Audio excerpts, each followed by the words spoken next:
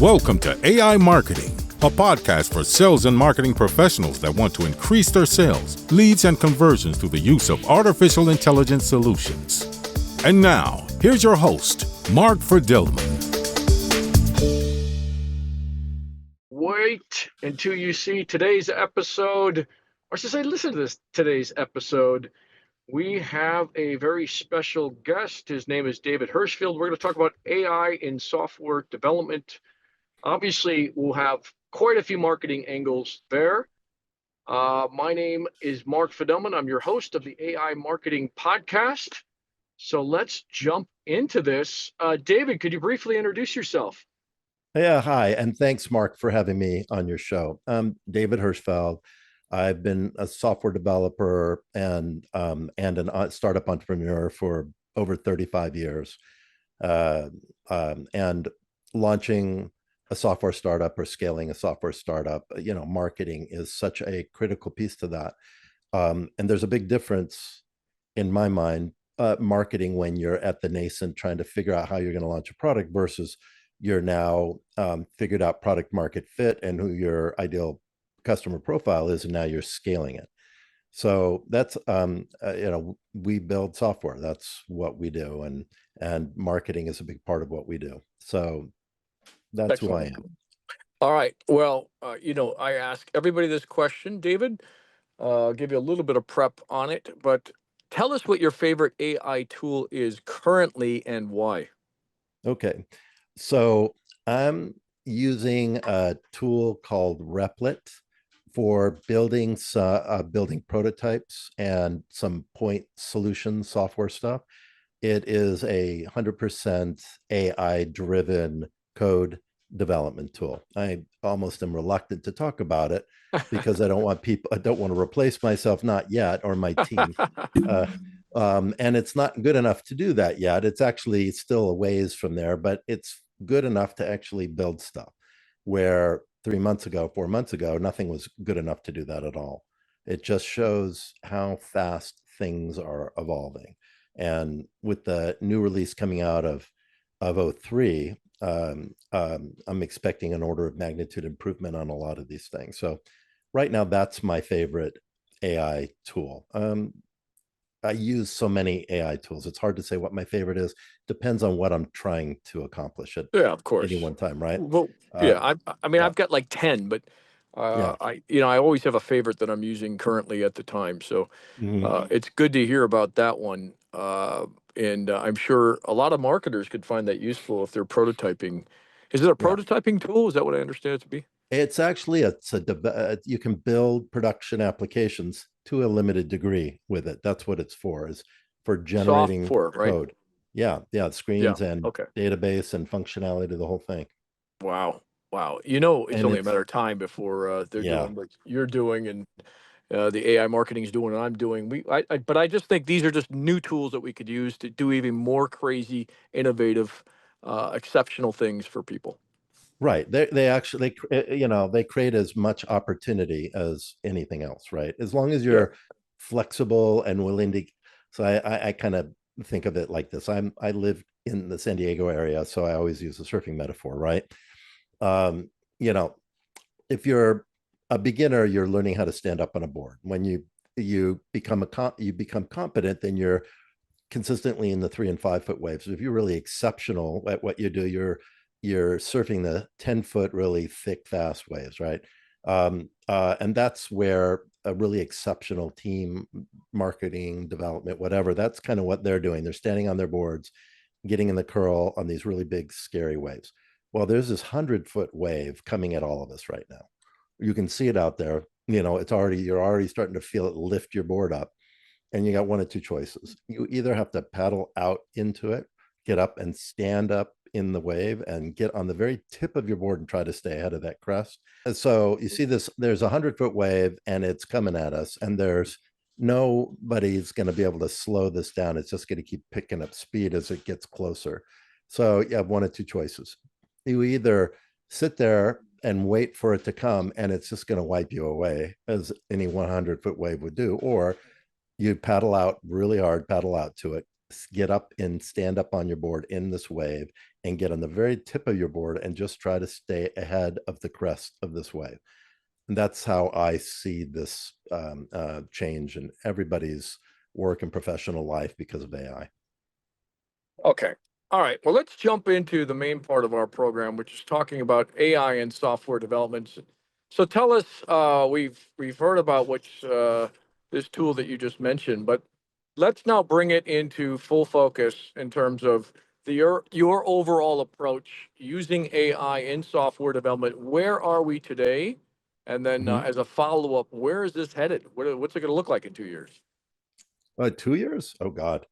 I'm not, I have to put on my Just put on the wizard hat and my tinfoil hat. crystal ball for 2 years. I didn't used to have to do that. I used to be able to predict it pretty solidly until a few years ago. Yeah, So it's going fast. yeah, it's happening really fast. I do have some future predictions. We can talk about that later. But right now, it's we're using it in it's integrated into our code editors. It helps us evaluate code that we've written, helps us refactor that code, which is a fancy way of saying rewrite it to make it more efficient.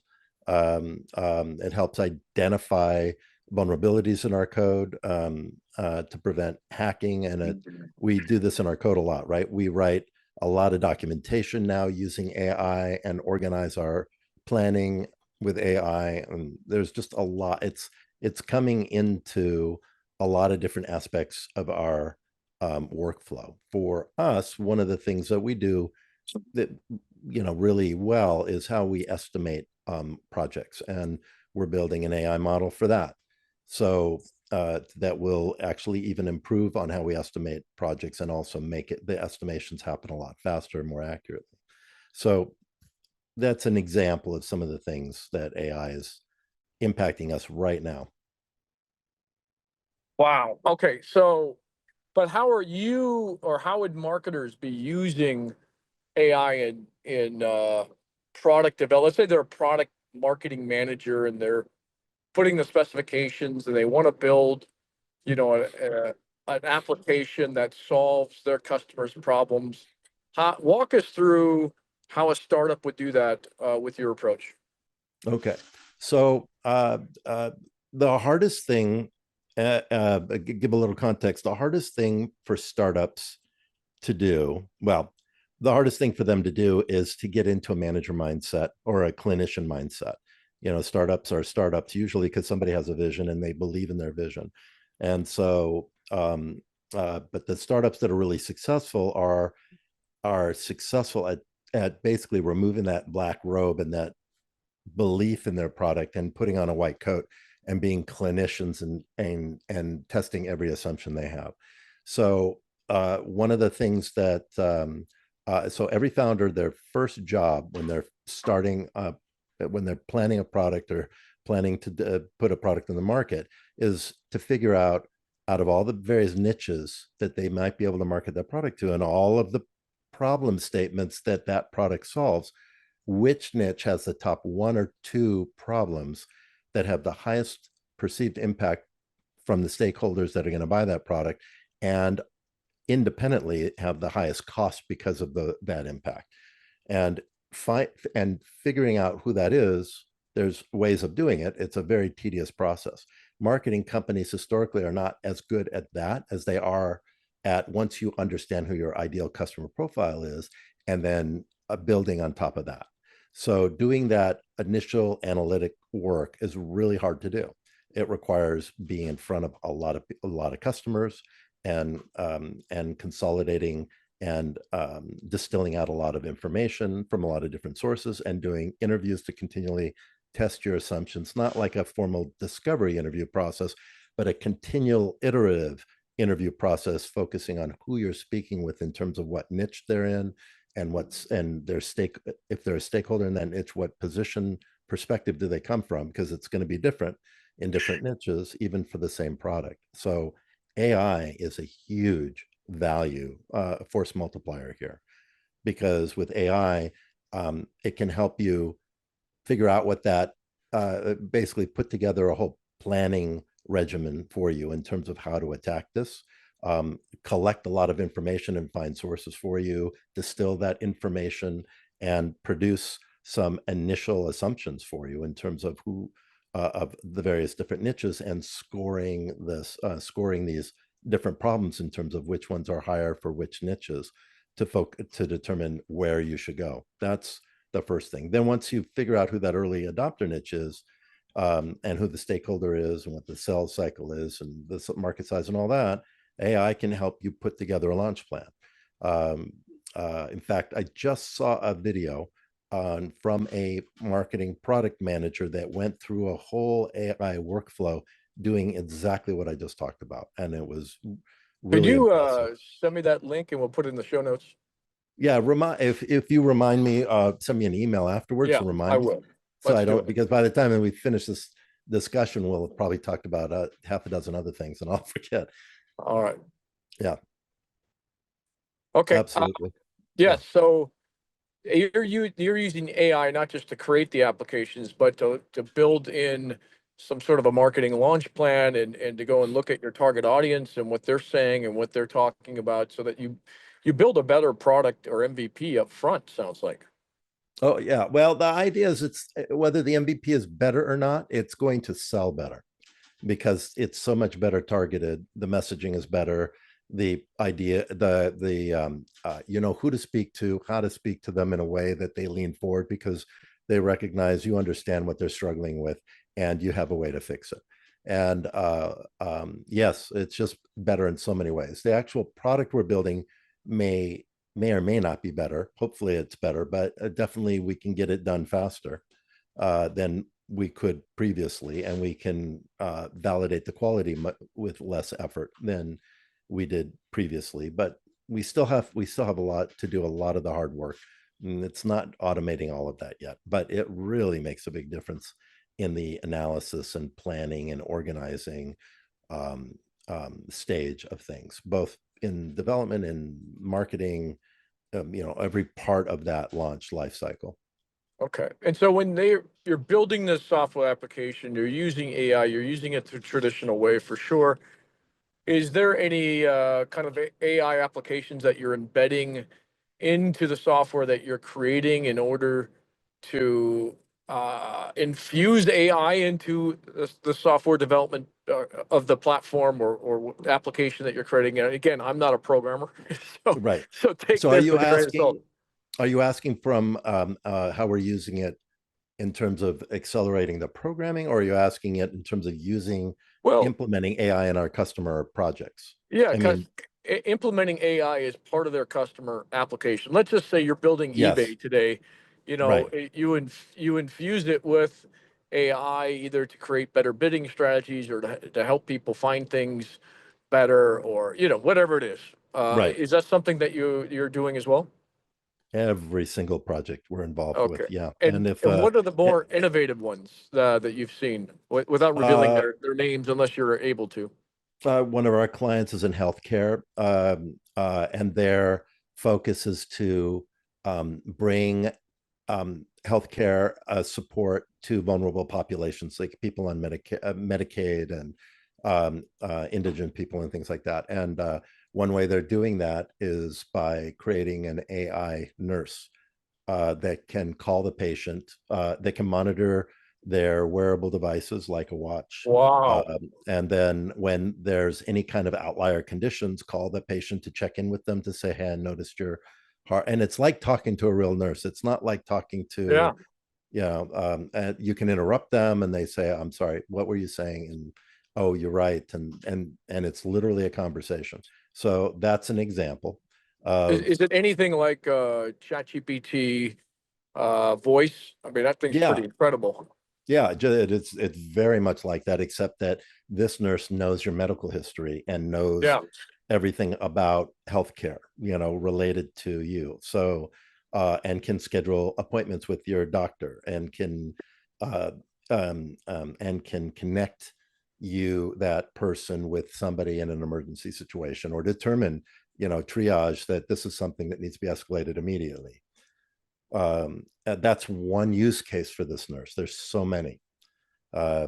That client just raised $5 million. As you can Wow. imagine, they're on a rocket ship right now.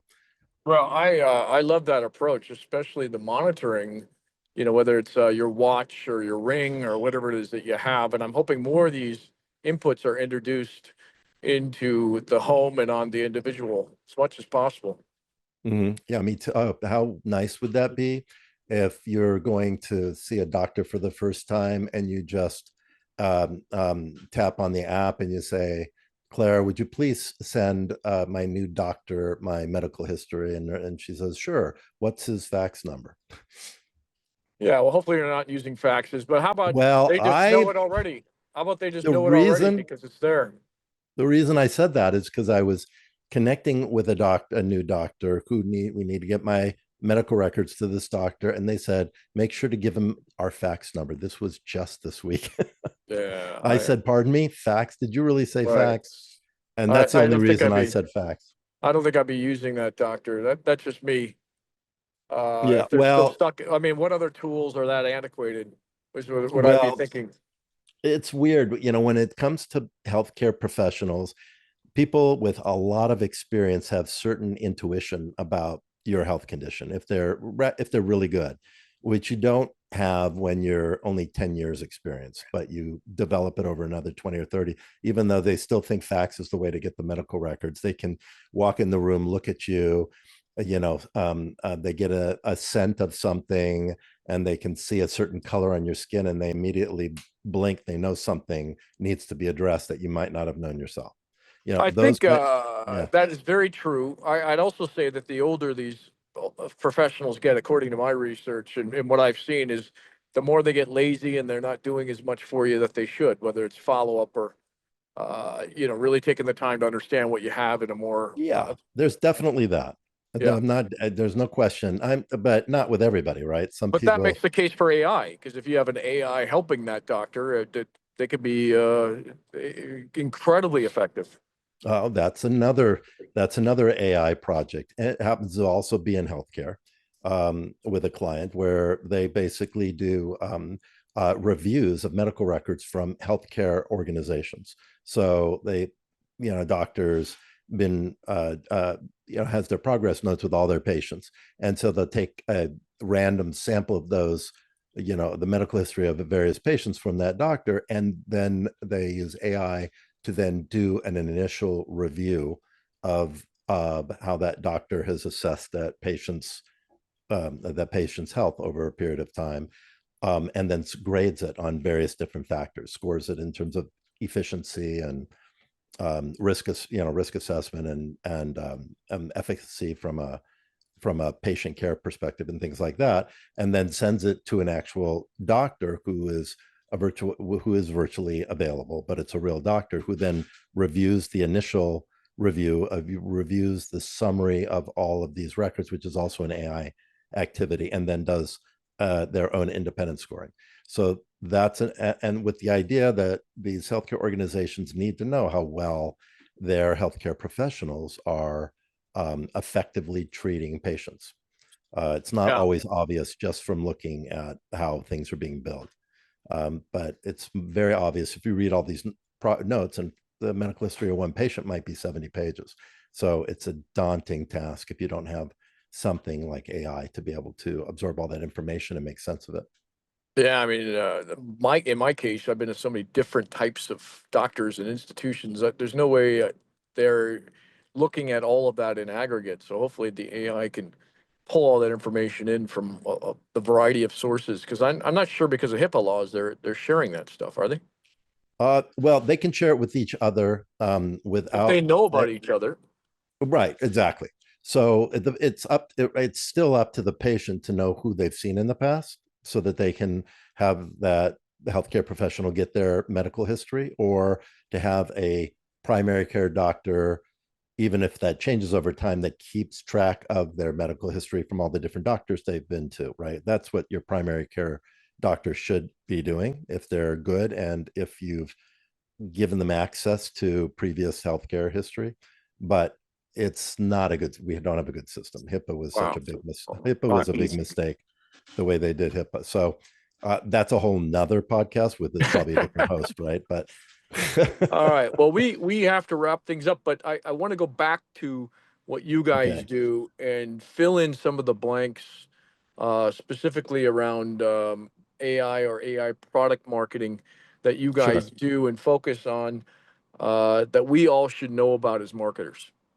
Well, to me, the most exciting part of product marketing regarding in terms of what AI is doing is giving us the ability now to personalize every touch point with a prospective customer, right? When we're doing even on mass marketing, with the idea that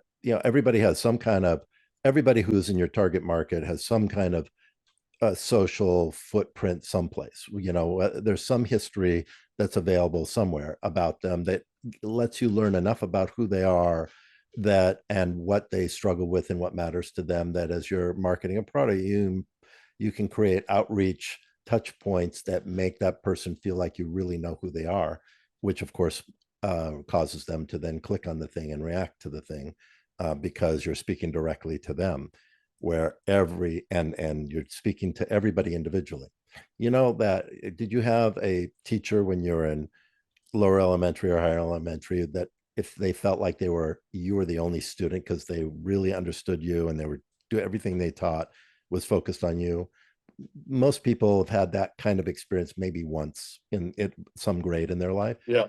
AI has the ability to make all of your marketing outreach feel that way. Yeah. um, to me, that's really exciting.